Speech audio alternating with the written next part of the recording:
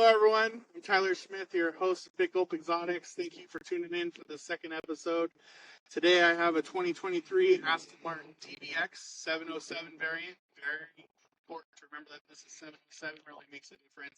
One of the few cars where that definitely is going to give a lot of extra to the car as well as the price.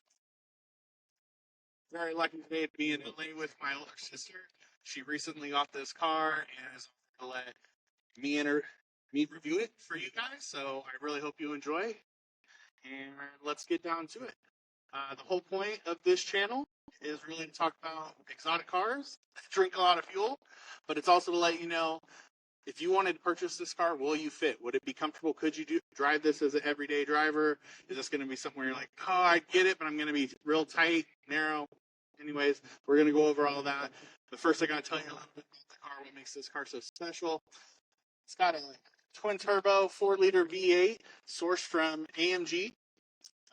It was remapped by Aston Martin themselves. It makes 697 horsepower, 663 pounds-feet of torque. You might wonder, where does the 707 come in? I love that number because I'm from the Bay Area. 707, you know what's up. But really, it stands for what 697 horsepower is. It's converted to metric. So this car is 707 metric horsepower. So, good job, Aston Martin, I guess, trying to play to the nomenclature and whatever. But again, this is the 707 variant. What's great about that, you get a much bigger grille here. You're going to get a lot more black accents. It's going to be a little bit lower. It's going to be a lot more aggressive than your standard DBX. And again, the price is going to be quite a bit more and drink a little bit more fuel. This has a 9-speed automatic transmission, also sourced from AMG. This car rockets 0 to 60 in about 3.1 seconds, which puts it just tied with the Lamborghini Urus. So you don't have to give up anything there, and that's great. It's actually the fastest SUV that's out right now, tied with that Lamborghini Urus. And even the new Ferrari SUV is going to be a little bit slower at 3.3 seconds. Let's talk top speed. We all love 0 to 60, that fly, that seat into your pants, but top speed, I've only been to this top speed one time in my life, and I gotta say, you gotta get there once in your life, everyone. Top speed on this 193 miles an hour.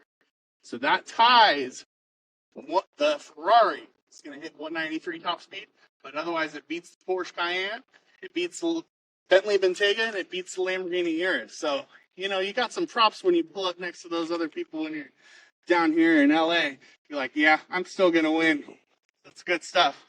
Again, we got beautiful white. We got 23-inch wheels and tires with carbon ceramic brakes, which come standard on the 707. This one has the gold calipers, which is an option. I believe there's 3 colors. The gold you do have to pay an extra upgraded charge for, but totally worth it.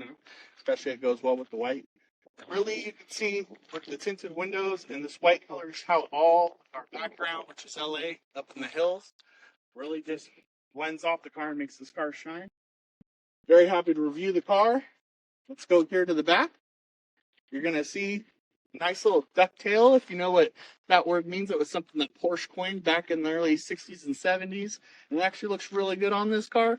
That's where most SUVs really mess up, is on the rear end. They just kind of lose their mind. I got to say, this looks pretty good. It does protrude a little bit, but that, we all like that. It looks good. Bigger the better, typically, is what we say. Including this for the air spoiler diffuser at the back. Just beautiful black accents. This part's going to have all the wind that you need going underneath it. Quad exhaust. Might not sound quite like an AMG, but it still sounds good. We're not getting the V12 that Aston Martin typically has. Oh, well, that sound. But they did a really good job here. One of the things, you get the real deep throaty sound when you start the car up. If you hold one of the paddles while you start the car, it does a big roar, rev up. Hopefully I'll be showing you that here soon. And we're going to go into the car here in a few minutes, and you're going to get to see the seating position and everything like that. And we'll get down to the nitty gritty of, are you able to drive this car every day as a big person? Let's find out. Thank you. So we got the Aston Martin DBX 707.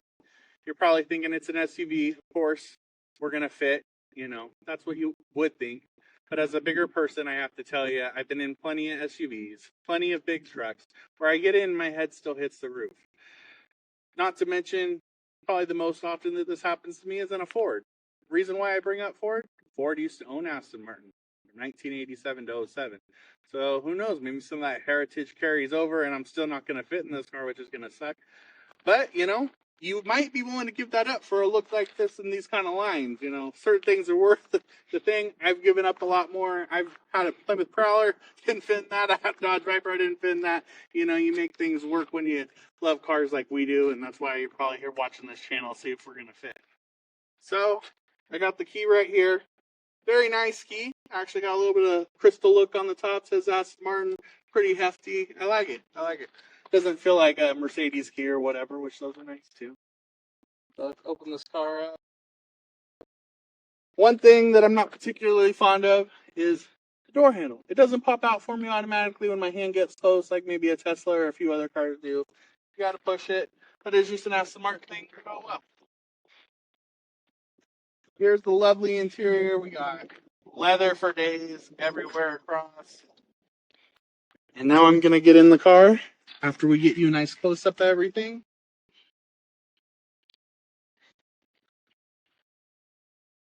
All right. Again, 6'4". Do I fit? I have a taller torso, shorter on the legs.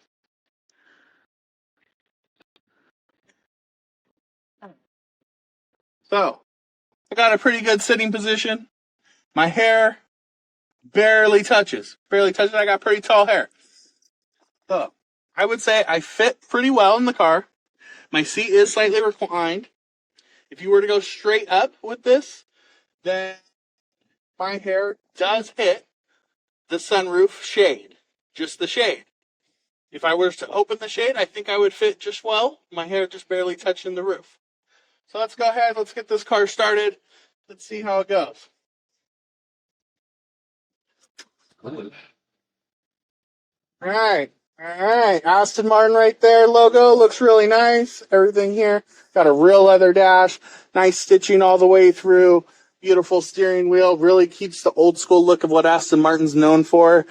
Keeps the design language a little bit similar to where if you were to drive an Aston Martin sports car.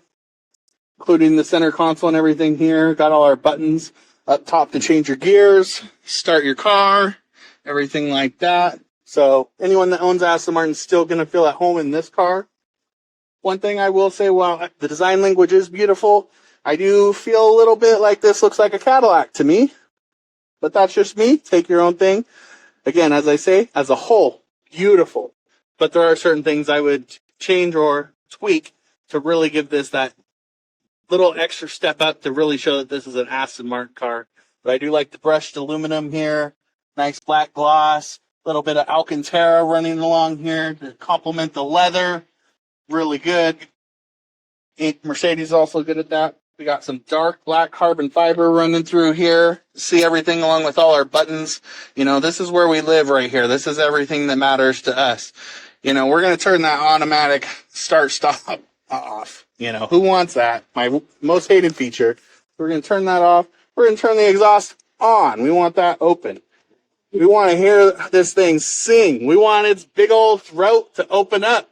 We want it to yell. We want that Bentley Bentayga next door to be like, oh, you a bitch. But okay, back to the car. Back to this car. We got all those buttons right here. We're going to turn up the suspension, get this firm. We got some nice windy roads up here in LA. It's going to be great. Everything like that. It does have Apple CarPlay, but also it's Aston Martin's own infotainment center, which is based off of Mercedes, just with some Aston Martin logos, I will say. So I do feel quite at home in here with this car because it has a lot of Mercedes in it. And this is how I fit. My head does go into the roof a little bit, so if you were to be looking at me from the outside, you're not really going to see the top of my head. That's just what it is for us big guys. We're okay with that.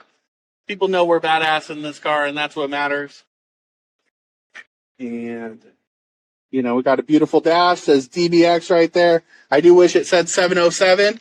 Really let people know what this is. So Aston Martin, come on, play it up some more. Let's do that. Let's get a big clock up here or something like we're doing time trials. Porsche's really good with their Sport Chrono package doing that. I miss those little touches, but it's a very beautiful interior. I gotta say, I fit very well. I was not expecting to fit in this car. I thought my head was gonna hit right away. The seats are a little narrow. That's just the what we're going to get with these kind of bucket style racing seats that you're going to get in a lot of sport SUVs these days. I got to say, otherwise, they're not uncomfortable. They still feel pretty good. You know, got a real wide build. My shoulder, of course, does hit right here, the pillar, but that's almost every car I sit in. Someday they'll make something that's actually made for us, or I'll design one myself. Just kidding, I'm not an engineer. You guys would not want to drive anything that I mathematically put together. But oh well. From right here, great car, beautiful, sounds good. Mercedes, I love Mercedes, tried and true. This thing's going to go the distance. Carbon ceramic brakes, I love carbon ceramic brakes. You know, that new thing. Saving 88 pounds by having those, that adds a lot. You know, this thing's going to feel a lot more nimble than if you got the other one with the steel brakes, because that's unsprung weight at the front. It's really going to make a difference there. You know, we got almost 700 horsepower. If you're talking U.S. terms, this thing moves. This thing moves. 3.1 seconds. Who knows? I'm still looking to see if there's a tune for this thing that I can convince Jordan to get to. Let's pop this body up to, you know, get 760, maybe 800 horsepower out of this. Let's go, baby. Woo! I'm in it to win it. Oh, we got an enthusiastic director over here. I like it. All right. Family for the win. All right. Well, this is the car. With me sitting like this, let's show you the back seat and if someone could really sit behind me. Dun, dun, dun, dun, dun, dun. So clearly someone could fit behind me. You know, if they're a kid, going to be no problem. A bigger adult, going to have a little bit of trouble, especially if it's a man. Woman, probably not so much. Let me get in just to show you. Can I sit behind me? Wow, I actually could sit behind me. That is crazy. There are very few cars I can do that, even in really big cars. My knees gently rest against the back of the seat. No big deal. I'm not pushed back or anything. My head, I actually have enough headroom. My head is just barely grazing the top. And then there's kind of actually a little bar right here that my head can lean against, almost if I had a headrest. Wasn't meant for that, but it works out just great for us big people. So again, 6'4" with a taller torso, can fit in the back seat. So this car actually surprises me in a lot of ways right there. I think it's going to be very comfortable for your daily driver. That's what my sister tells me. Trust me, she rips it through LA. This car goes, and it'll probably get you some tickets and in trouble, so save some money for that, because the $240,000 base price before you get any extra options, and I heard the bank a little bit. And I will say it costs about $160 right now to fill this bad boy up, and you're going to get maybe 200 and something miles on it if your foot's in it. So, hope you're rich. Thanks. One. All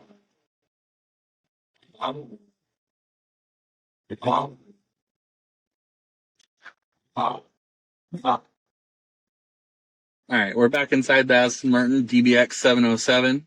Want to give you more about the interior because that's where we spend all our time. Unless you're a crazy person likes to, drive from the roof or something.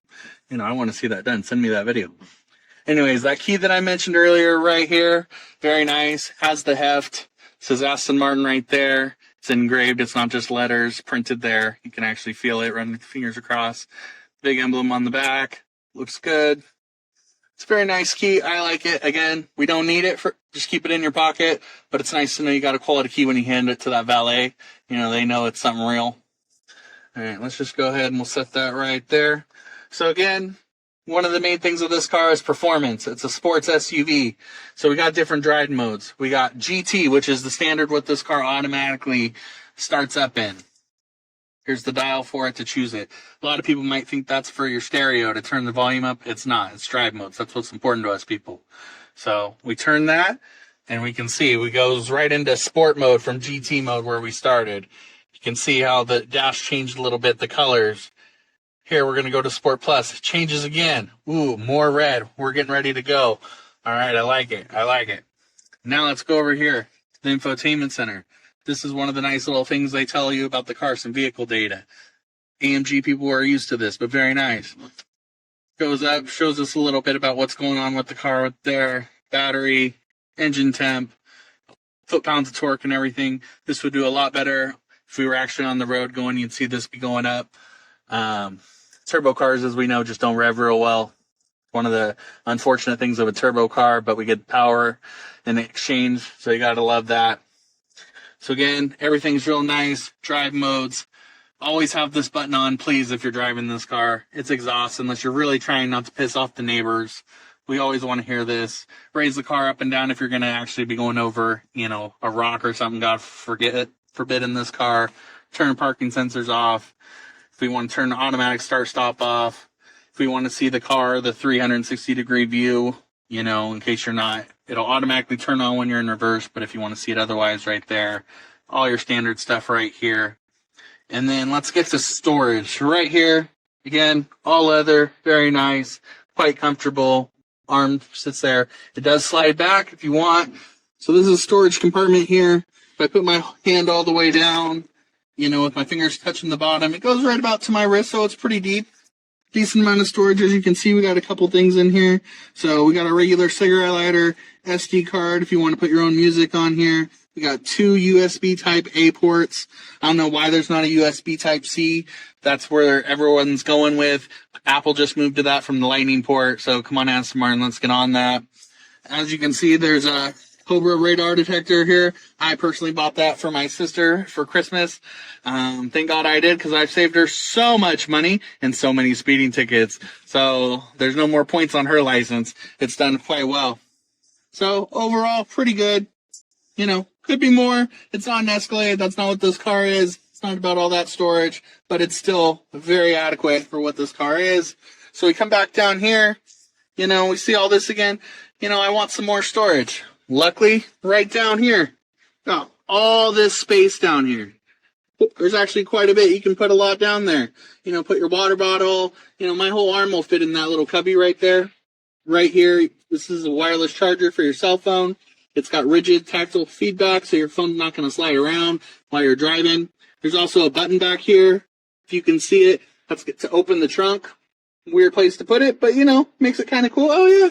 You want to tell somebody or drive someone crazy when they're trying to figure out your car. I get that. Whatever. Now, I'm going to show you the seat. Let's go back, look at this seat, because you're going to be sitting in it. It's very nice. Let's look at this nice Aston Martin logo that's really embossed in there. It's beautiful. Leather, Alcantara, kind of a suede feeling right here. Can be really good for sweat. I do have to say that the air conditioner works really good coming up my back here to keep me cool. It's great for me. I really loved it. When I felt that, I was like, wow. Does a lot better than my Mercedes AMG. Lots of options for the seats. Different styles right here you can get for your leather or whatnot. Great. So if I get back into the car, there's lighting that goes all through the car. Ambient lighting, just like all our newer cars do. It is hard to see right now, but right here we can change everything here. Choose all your colors, how bright you want it, different things like that. Pretty standard for newer cars, but still always good to know what we have. You're gonna love it. Now let's go to the roof. All Alcantara, very nice. As you can see, my hair barely only touching. If we open this up, it's almost an experience to see this open up.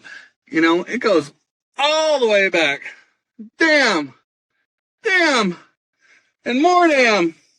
Everyone's getting to look out at the sky right there. If it was 4th of July, that would be a great place to be. Let's race around, see who's faster, those fireworks with this car. That'd be a good video, wouldn't it? Don't you think? I love it. Let's go ahead and close this back up. Again, just to see how long this really goes, the whole length of the car. It is only a moonroof, not a sunroof, so no air going through our hair, but whatever, it works for us. We like it. This infotainment center, very much Mercedes right here. This is a touchpad we're very familiar with in a lot of Mercedes, as well as the dial right here to choose what you want. It's a little bit older. It's not quite what the newest Mercedes have, but oh well, it still works. I enjoy it. Like it in my car. This, not touchscreen. Crazy. Who's not putting touchscreen? Would I want to actually put my fingers on it and see my fingerprints? No, I wouldn't. But the fact that I don't have it does bug me a little bit. Come on, it's 2023. Let's get on it. Back to home. See some things about the car here. Got your system, your vehicle. That's back where we were. Change your ambient lighting, other color stuff. Let's go back over. See your consumption. So we're getting 9.8 to the gallon. Oh, sorry about that. Oh well. That's not why we're buying this car. Got all your assistance features. This car's pretty much got everything. It does not drive itself. That is not something they put it into this car. This is a driver's car. 2 hands on the steering wheel. All right, just one. All right. Just 2 fingers. That's how we drive. Got it. What about a knee? A knee? All right, if you're talented, my sister's really talented. She can do it. Me, my big old knees, you get stuck trying to do this and whatnot, but to each their own. I like it. So we go back to the home. Let's go to the radio. I love the radio. It's got a good radio system. Got some 80s going on here. Turn up the volume. Bump a little bit. Yeah, 80s. That's what we like. I like 80s. 80s and 90s where I live. I grew up with my dad very much. He drove me everywhere. Right. Otherwise, I think very much of the car is very self-explanatory. And hey, everybody, it's time for the BGE challenge. This is part of the show where we're going to see if, our favorite drink is going to fit in the cup holder or not. If this is really a car that's meant for the bigger people in life that like to live it up and get the big gulp that they can for their favorite car ride, whether they're going through the canyon roads or just through town. So right now I got the extra big gulp right now. They call it XX Grande. Do we think that the Aston Martin DBX 707 can handle this baby? It's time to see. All right. Anyone taking poll? Bet? Come on. $20? Anybody? All right. Let's see. Wow. You have to give it a little push if we get it all the way down in there. Punch it together a little bit, but I think it goes. That feels pretty scary. I think I could do maybe 90 around a corner before it's going to, pass out and hit my passenger in the face or whatnot. Could you get 2 in here? I don't think so unless you're willing to let them, tip out and, So let's get a baby one and that, we got our big drink, our soda. Maybe we get a little water cup or something right there. Anyways, that's the BGE challenge. I can say that it has passed the BGE challenge, everyone. I think we can safely say that this car will fit pretty much anyone. Maybe Shaq excluded, feel a little bit there. I'm not quite that tall. I can't speak for him, but love to have him on the show. But anyways, this car is Big Gulp Exotic approved, and I was very happy to have this as my second car review, and I hope you enjoyed. Thank you. Interesting little tidbit about this car. This car was originally made in right-hand drive. When they moved this car to left-hand drive, they moved everything, of course, over to the left-hand drive, left side of the car, except if you want to open your hood. The hood latch is still on the passenger side for us here in America. All right, everyone, I wanted to show you the Beast and Snow car review without showing you the motor. Let's look at this thing. This is the 4-liter twin-turbo V8 from Aston Martin. Really, it's from a Mercedes. But oh well, it's a thing of beauty. See that Aston Martin right there? I do think this would look a lot better, like how they do on the S65 and SL65, where if this was all black carbon fiber, looked a lot better in your engine bay for looks. When you open this up, make it look a lot more expensive. But oh well, we know what this motor is. Very nice, very tidy engine bay. Got a really nice cross base for rigidity of the car. Right here, this is a big old thing. It don't move. Got one's running up there. The only one I've seen bigger is in the new Dodge Viper, from 2015 to 2019. That had the big old X-Brace. It's not quite that up to that level, but we're not quite up to that level of performance either. But this is a beautiful engine bay. It looks good. Just look how beautiful the car is. And what I do like about this hood is it goes into the fenders. That's something we haven't seen since the Dodge Viper of 92. But the hood incorporates the side fenders. So it's all one piece. Also helps a little bit with weight savings, I would imagine. But very beautiful. They did a good job here. Bring this down. And I thank you for joining in on this episode of Big Gulp Exotics. Again, I'm Tyler. I hope you enjoyed this. I do have some more cars coming for you here soon. That's why I'm here in LA. So please like and subscribe. That way I can keep putting out these videos and we all learn a little bit more about cars. It's fun for me, and I hope it's fun for you to be along with me for the ride. Thanks, and see ya.